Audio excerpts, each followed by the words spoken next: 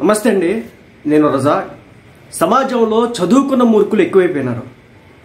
ఎంతలా అంటే ఈరోజు ఒక దారుణం జరిగింది. బెంగళూరులో అమ్మాయి ఉద్యోగం చేస్తుంది, ఆ అబ్బాయి ఉద్యోగం చేస్తాడు. ఇటీవల పిల్లడు పుట్టాడు.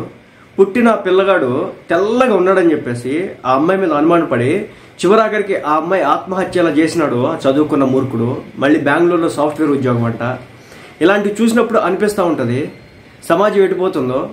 ఎందుకంటే చదువుకొని కూడా ఇంత దుర్మార్గానికి తెగబడి హింసించి మళ్ళీ కట్నం కోసం వాళ్ళ జీవితాన్ని సర్వనాశనం చేసి ఒక వయసు దాకా తల్లిదండ్రులు పెంచి చదివించి ఒక ఉన్నత స్థాయికి వచ్చిన తర్వాత వాళ్ళకు ఒక మంచి వరుడు కావాలని చెప్పేసి తల్లిదండ్రుల వెతుకులాట చేసి వాళ్ళకు ఉన్నటువంటి దాంట్లోనే వాళ్ళ జీవితం మొత్తం డబ్బంతా పోగేసి కట్నం రూపంలో వాడికి దారదత్తం చేసి ఆడపిల్లలు కూడా ఆ ఇంటికి పంపిస్తే ఈరోజు ఆ ఆడపిల్ల ఒక బాబు పుట్టిన తర్వాత అత్యంత పాశవికంగా ఉరేసుకొని చచ్చిపోయినటువంటి పరిస్థితి. వాడు ఎంత టార్చర్ చేస్తే ఆ ఆడపిల్ల ఇలా చేసి ఉంటుంది.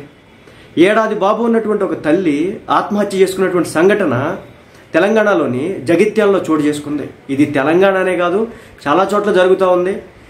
కానీ ఏంటో అర్థం కావట్లేదు. జగిత్యాల జిల్లాకు చెందినటువంటి ప్రసన్న లక్ష్మి ఆమె పేరు, ఆ అమ్మాయి పేరు. 28 సంవత్సరాలు. తిరుపతికి 2023లో పెళ్ళైంది. ఇద్దరు బెంగళూరులో సాఫ్ట్వేర్ జాబ్ చేస్తున్నారు. ఏడాది కిందట వీరికి బాబు పుట్టడంతో ప్రసన్న జాబ్ మానేసింది. సో దీంతో భర్త, అత్తింటి వారు అదనపు కట్నం కోసం ప్రసన్న లక్ష్మిని వేధించడం స్టార్ట్ చేసినారు. వాడు సాఫ్ట్వేర్ ఉద్యోగం అంట, కట్నం తీసుకునేవాడు గాడిద అంటారు. ఒక ఆడపిల్లని మీ ఇంటికి పంపిస్తే ఇంకా కట్నం కోసం కక్కుర్తి పడ్డాడంటే వాడిని ఏమన్నా అర్థం కాదు. సరే చేసిన అమ్మాయి కూడా ఉద్యోగం చేస్తూ ఉంది. నాకు తెలిసి ఆ అమ్మాయి ఉద్యోగం మానేయడానికి కారణం ఇది వీడు చేసినటువంటి టార్చర్ అయి ఉండొచ్చు బహుశా. 2023లో పెళ్ళయింది అంటే ఒక తిప్పి కొడితే ఒక 1-2 సంవత్సరాలు కూడా కాలేదు ఇంకా. సో దీంతో జాబ్ మానేసింది. భర్త, అత్తింటి వారు అదనపు కట్నం కోసం ప్రసన్న లక్ష్మిని వేధించారు. అంతేకాకుండా తిరుపతి ఎవరైతే ఆ హస్బెండ్ ఉన్నాడో వాడి పేరు తిరుపతి అనమాట. ఆ లక్ష్మీ ప్రసన్న వచ్చేసి చామన్ ఛాయగా ఉంటుందంట. అయితే పుట్టిన కొడుకు మాత్రం తెల్లగా పుట్టాడంట.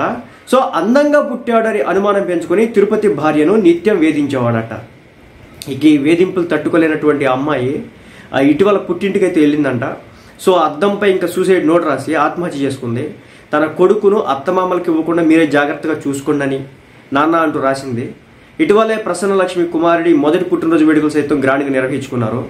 ఇక ఈరోజు దైవ దర్శనానికి తిరుపతి వెళ్లాల్సి ఉండగా తమ కూతురు ఆత్మహత్య చేసుకుందని ప్రసన్న తల్లిదండ్రులు కన్నీరు మున్నీరుగా వెలిపిస్తున్నారు. తమ కూతురు చావుకు భర్త, అత్తమామలే కారణమని లక్ష్మీ ప్రసన్న తండ్రి ఫిర్యాదు చేయగా తిరుపతి అతని తల్లిదండ్రులపై పోలీసులు కేసు నమోదు చేసినారు. ఏమి సాధించినాడు చివరికి? ఆ అమ్మాయిని అంత హింసించి ఏం సాధించినాడు?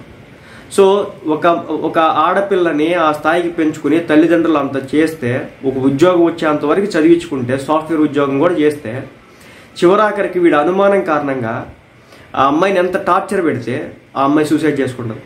సో అలా ఉంది సమాజం ఈ రోజున.